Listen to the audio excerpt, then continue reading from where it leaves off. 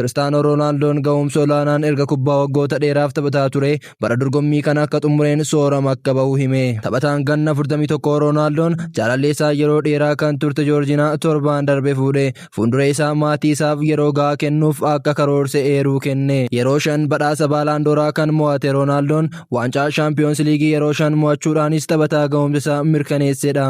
Ingilaand, Ispeen, Xaaliyaanii fi Suudi Arabiyaatti waancawwan hedduu mo'ateera. Alnaasir waliin kontiraata waggaa tokko qaba. Leenjisaa kilabichaa kan turan achumatti soorama akka bahu himaniiru. Alnaasir waliin waggoota 4 tureera. Kubbaa miilaa dhiirotaan addunyaarraa goolii 976 galchuun riikardii qaba. Kaayyoon isaa akkuma tokko ga'ee soorama bahuudha.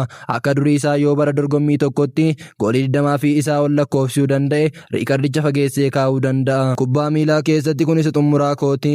Leegaasii addaa galmeesseen xumuruu barbaada jedhe waa'ee cidha isaa yeroo gaafatamu kan deebise Roonaaldoon. Karoorri koo fuulduraa qophaa'eera. Hojiiwwan baay'een na koomsan jiru. Garuu waan isinitti himuu fi ulfaatu tokko kubbaa miilaa dhiisanii bahuudha.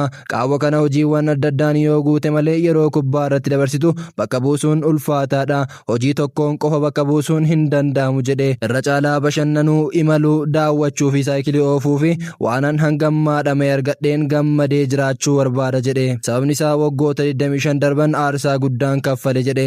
Amma goolii 1,000 ga'uuf goolii 24 qofatu isa hafa. Morkataa isaa waggaa dheeraa kan ta'e Liyoonel Meesiin badhaasa baalaandooraa yeroo 8 mo'ate. Erga abbaan isaa boqotee kana booda yeroo dheeraaf kubbaa waanan taphadhuu miti jedhe. Meesiin waancaa addunyaa bara kanaa irratti goolii 8 lakkoofsuun biyya isaa Arjentiinaa xumura waancaaf dhaqqabsiiseera. Ispeeniin mo'amanii waancaa dhaban malee. Roonaaldoon kan dura waancaa addunyaa kun kan xumuraa keetii jedhamee yoo gaafatamu qalbiidhaan taa'ee maatii waliin itti yaadeen murteessa jedhe. Alnaasir bara darbe shaampiyoonaa ta'ee xumure. Tapha jalqabaa garuu Roonaaldoon hin taphanne. Roonaaldoon taa'ee taphicha daawwachaa ture. Ispoortiingii Lisbaanitti beekame. Maanchister Yuunaayiteditti taphataa qaalii ta'e. Gara Real Maadrid deemee seenaa guddaa hojjete. Xaaliyaan deemee Juventusiif taphateera. Gara kilaba isaa duraanii Maanchister Yuunaayiteditti deebi'uun taphateera. Wallabdee Erik ten Haagiin gadhiisee gara Alnaasir deeme. Taphattoonni maqaa guddaa qaban akka kilaboota Suudii deemaniif karra saaqe. Morkataan isaa Meesiin ammoo gara Ameerikaa biyya kubbaa miilaa hedduutti hin beekamne deemee Inter Miyaamiif mallatteesse.